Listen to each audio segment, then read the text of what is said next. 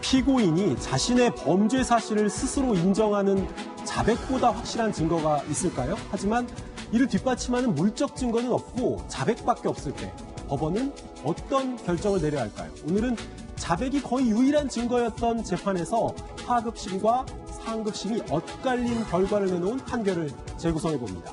사건은 지난 2001년 1월 전남 고흥군에서 60대 여성이 자택 근처에 있는 대나무 밭에서 발견되면서 시작됐습니다. 이 질식사한 걸로 보이는 시신은 일부가 훼손돼 있었는데요. 성범죄가 의심되는 상태였죠. 경찰이 사망자의 집에서 발견한 물건, 담배꽁초와 우산이었습니다. 담배꽁초에선 숨진 여성의 지인 김모 씨의 흔적이 나왔고요. 우산에서는 또 다른 지인 박모 씨의 흔적이 발견되면서 경찰은 일단 이 두 남성을 용의선상에 놓고 수사를 시작했습니다. 결국 이 중 한 사람을 범인으로 지목한 검찰, 자신이 범행을 저질렀다는 자백까지 받아서 사건 8년 만에 법정에 세웠는데요. 법원은 이 피고인의 자백에 사건의 진실이 담겨 있다고 봤을까요? 판결의 재구성에서 확인해 보시죠. 지금으로부터 무려 18년 전에 발생한 사건입니다. 18년 전으로 좀 돌아가 볼게요. 한적했던 마을이 아주 발칵 뒤집혔겠어요.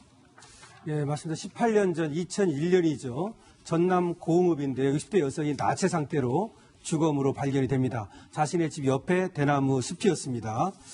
목에 옷이 감겨 있었고요. 입안에 피가 고여 있었고요. 그리고 성폭행 흔적은 없었지만은 신체 일부가 예리하게 이렇게 훼손돼 있었고요. 그리고 100m 떨어진 곳에서 그로부터 2달 뒤에 속옷이 발견이 됩니다. 그러니까 속옷을 벗겨서 그렇게 버렸다는 얘기죠. 이것이 이제 성범죄 관련 범죄가 아닌가 이런 의심을 갖게 하는 것이죠. 그래서 이 사건이 벌어졌을 때 전남 고흥에는 다른 미제 사건도 있었기 때문에 이걸로 굉장히 시끌시끌했던 그때 그런 상황이었습니다. 예, 경찰은 일단 1월 9일에 여성이 살해됐을 거라고 추정을 합니다. 그렇다면 그날 여성의 행적을 살펴보는 게 급선무겠네요. 네, 보통 이런 범죄는 기획성 범죄일 가능성이 높죠. 성범죄와 연관되어 있는 기획성 범죄이기 때문에 당일 그 피해자의 어떤 행적에서 여러 가지 힌트가 나올 수 있는데 네. 앞서 이제 전형 말씀하신 것처럼 두 사람, 박 씨와 김 씨가 같이 세 사람이서 같이 술자리를 했다고 합니다. 근데 이제 둘 사이에 어떤 다툼이 있어갖고 이 여성분은 먼저 오게 되면서 여러 가지 이제 그 관련된 부분들이 영동이 되는 겁니다. 예, 일단 살해당한 날 여성은 이웃 주민들하고 술자리를 가졌다는 것이 확인이 됐습니다. 그렇다면 술자리에서 어떤 변을 당한 것 같진 않고 집으로 돌아와서 이제 끔찍한 일을 당한 것 같은데 이제부터는 좀 증거를 찾아봐야겠습니다. 혹시 현장에서 나온 증거가 있었나요? 일단 피해자의 집을 경찰이 수색하는 과정에서 다용도실이 있어요. 다용도실 내부에 약간의 재가 떨어져 있고 담배꽁초가 하나 떨어져 있었다는 겁니다. 네. 담배꽁초는 뭐 잘 아시다시피 거기서 DNA가 도출이 되지요. 그래서 이제 중요한 그거 하나를 확보를 했고요. 그거 말고 또 피해자 집 집 정면 우측에 이 쪽문 안쪽에 약 1m 가량 되는 그 우산, 자동 접이식 우산인 것 같습니다. 그 우산이 걸려 있는 채 발견이 됐는데 그래서 이제 그 두 개를 그 현장에서 이제 입수하고 그다음에 안방을 살펴봤더니 잠자고 일어난 다음에 뭐 아마 정리가 안 된 상태였던 것 같은데 이불 좌측 모서리에서 비산혈이라고 합니다. 이거 피가 이렇게 뿌려진 상태에 혈흔이 약간 발견이 됐다고 해요. 그래서 이제 일단 경찰은 담배꽁초와 걸려있던 우산을 이제 감식을 했더니 두 사람이 나옵니다. 예. 당일날 같이 술을 먹었던 박 씨와 김 씨가, 그러니까 담배꽁초는 김 씨의 것, 그 다음에 우산에서는 박 씨의 DNA가 도출이 됩니다. 박 씨와 김 씨, 여성이 살해된 날 술자리에 함께 있었던 이웃들이었습니다. 이 두 사람 중에서 그날 피해 여성의 집에 갔을 가능성이 높은 사람이 있을 거예요.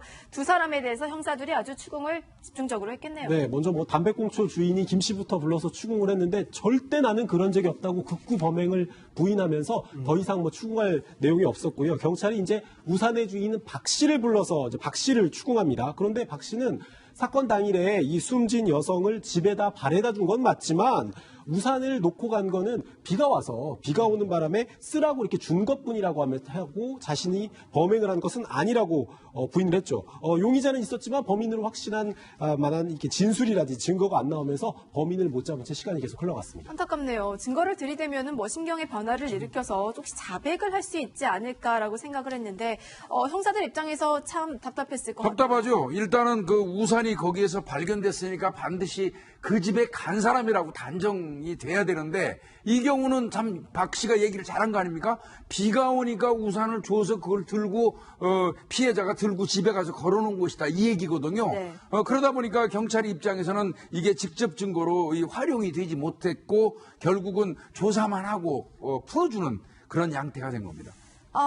이렇게 두 사람이 모두 풀려나고요. 여성의 죽음은 그렇게 8년 동안 풀리지 않았습니다. 그런데 8년 뒤에 재수사가 이루어집니다. 어떤 계기가 있었던 건가요? 네, 검찰에서는요, 이 주기적으로 미제 사건을 재점검을 합니다. 근데 이 사건을 이제 재점검을 해보다 보니까 하나 이상한 게 발견이 되는 거예요. 이력 용의자가 있는데 이것이 왜 사건이 해결되지 못하고 일단 종결이 됐을까? 이걸 보게 됐죠. 그래서 이 사건을 보니까 불렀습니다. 이제 다시 한번 불러서 또 들어보고 하니까 김 씨와 박 씨를? 예, 박 씨와 김 씨를요.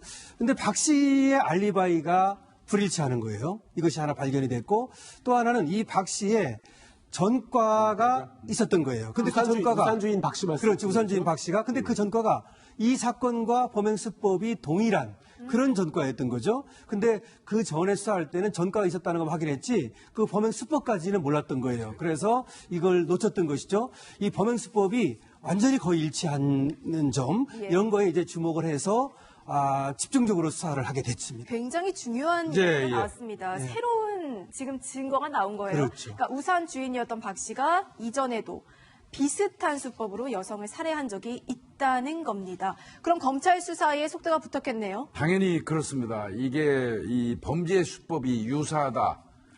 이게 이제 어떤 방식이냐면요. 살해 방식이 거의 같고요. 네. 살해 방식이 같은 데다가 시신의 어느 특정 부위를 훼손을 했는데 그마저도 일반적인 사건에서 거의 없는 그 신체의 특정 부위를 예리한 어떤 도구를 사용해서 훼손한 게 예전에 범죄했던 거하고 똑같은 겁니다. 그렇다면 이 사람은 보다 가능성이 많겠죠?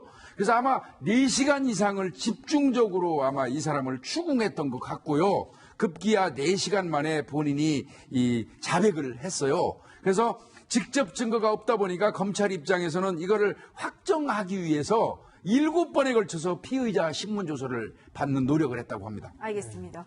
자, 일단 자백을 했습니다.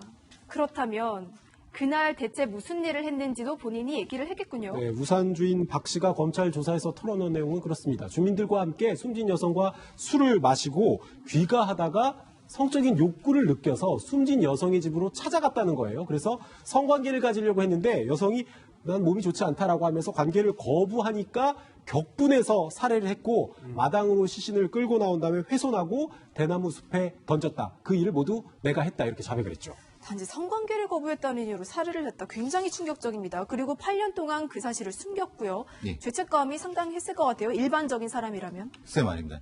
사실 이게 2001년하고 2008년 뒤에 요 사이에 무슨 일이 있었냐면 2005년, 6년에 저희 같은 프로파일러가 채용이 됐습니다. 아하. 그러니까 그 이전에는 전과를 기록을 했어도 맞아요. 구체적인 수법에 대한 걸 디테일하게 500가지 이상의 변수로 헤쳐 모이지 않고 단지 강간살인. 이후에는 그것을 변수별로 모아갖고 유형의 살인 이런 걸로 바꿨습니다. 마찬가지 형태인데 예. 왜냐 왜 이 말씀을 드리냐면 박 씨가 1975년에 강간살인죄로 무기징역 선고받은 다음에 91년도에 이게 형 집행정지를 받았는데 그 이전에 있었던 그 수법에 대한 것이 구체적으로 적시가 안 됐던 부분인 겁니다. 네. 그러니까 이걸 비교할 수 있는 상황이 아니었었겠죠. 그러면 결국 이것이 일말의 저 죄책감을 못 느꼈을까? 모릅니다. 왜냐하면 앞에서 어떤 수법을 가지고 범죄를 저질렀는지에 대한 걸 뒤에 비교를 안 해버리니까 이 사람에 대한 그런 것들이 없었죠. 물론 본인은 그런 얘기를 합니다. 당시에는 분명히 자백을 하고 싶었지만 가족이 문제가 있었기 때문에 못했고 평소에도 본인이 그런 범행 충동을 느끼는 건 자기도 느꼈다.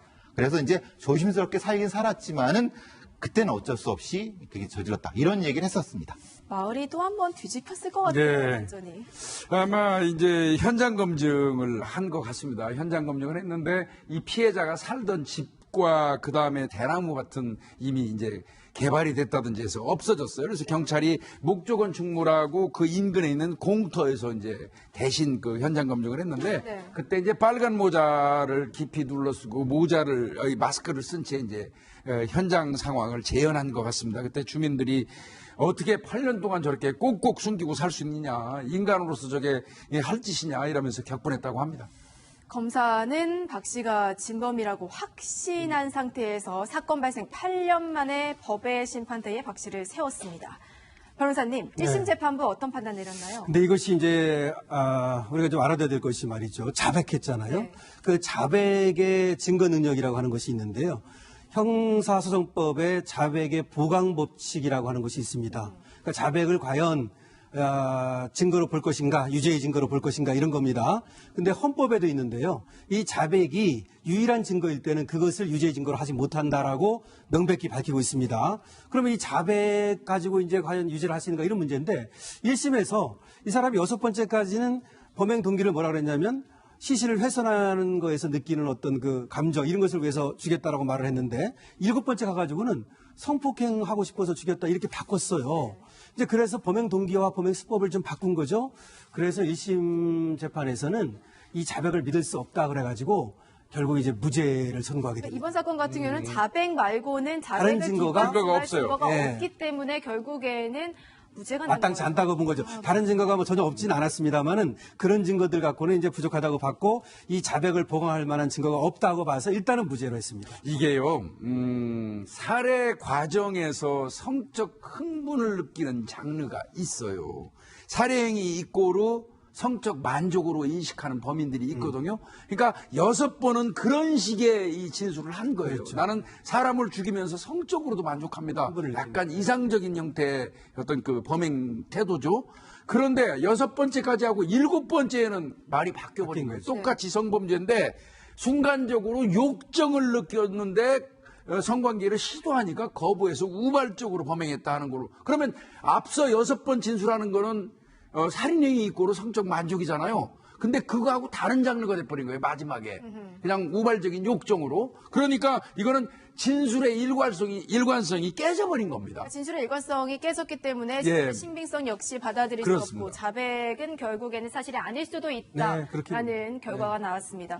그런데 피고인의 자백이 유일한 증거일 때 유죄의 증거가 되지 못한다. 뭐 이런 대전제가 있기는 하더라도 이번 같은 경우에는 왜 앞서서 비슷한 수법으로 범행을 저지른 적도 있었잖아요. 맞습니다. 그거는 뭐 예, 그것이 중요하죠. 그것도 중요하게 봤습니다. 그래서 2심에서는 이제 결과가 바뀌는데요. 네. 2심에서는 무기징역이 선고가 되는데 이 사람이 사실은 변호사한테도 내가 범죄를 저질렀다고 말한 적이 있었고요. 그리고 이제 1심에서 검사가 사형을 구형했었거든요. 그때도 또 지인에게 내가 했다 이렇게 말한 적이 있고요.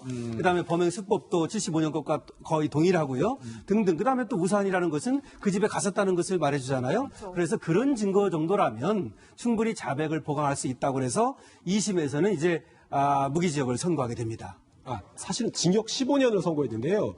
그 1심 판결을, 1심 판결 나온 게 2009년 11월 말인데, 한 9개월 만에 항소심 결과가 나왔습니다. 1심에서는 이 우산 주인 박 씨의 자백이 믿을만한 것인가, 이 부분 자발적이었는가 이런 부분들을 이제 문제가 됐기 때문에 무죄 판결이 났으니까 재판부가 이제 그 부분을 가리는데 2심에서는 집중을 했거든요. 2심 재판부는 박 씨가 1심 재판에서 이런 진술을 한 사실에 주목을 했습니다. 사건 직후에 어린 자식과 처가 있어서 내가 부인을 경찰서에서 했는데 검찰에서 수사를 받으면서 사실대로 진술을 하게 됐다. 이런 진술을 한 부분에 주목을 했고요. 1심 선고 직전에도 자신의 지인에게 사건 당시는 우리 애가 어려서 자수할 수가 없었다. 이런 취지로 말했다는 거죠.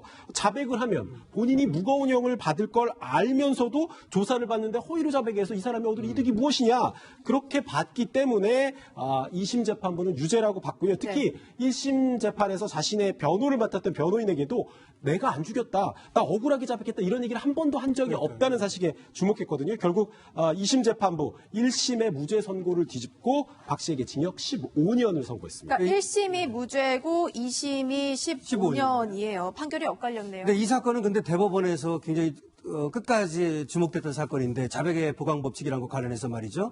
그런데 대법원에서도 2심에 손을 들어줬죠. 사실은 어쩌면 이거는 대법에서 좀 1심에 손을 들 가능성도 있었던 사건입니다. 전혀 없는 것은 아니었는데 아까 얘기했던 것처럼 그런 어떤 다른 증거들에 의해서 충분히 보강이 된다 이렇게 얘기를 했습니다. 결정적으로 증거의 그러니까 자백의 신빙성만 높아진 게 아니라 사건 당일날 본인이 자신의 아내에게 내가 늦게 들어왔는데 좀 평소랑 똑같이 돌아왔다고 알리바이를 얘기해줘. 알리바이를 만들었다는 이렇게 거짓 진술을 하게 이렇게 유도한 부분이 추가로 드러나면서 이런 부분도 결국 유죄 판결에 한몫을 산 걸로 보입니다. 결국 유죄가 선고됐습니다. 8년간 방치된 사건을 치밀한 재수사 끝에 피해자와 유족의 한을 풀어준 사건. 오늘 판결의 재구성으로 살펴봤고요.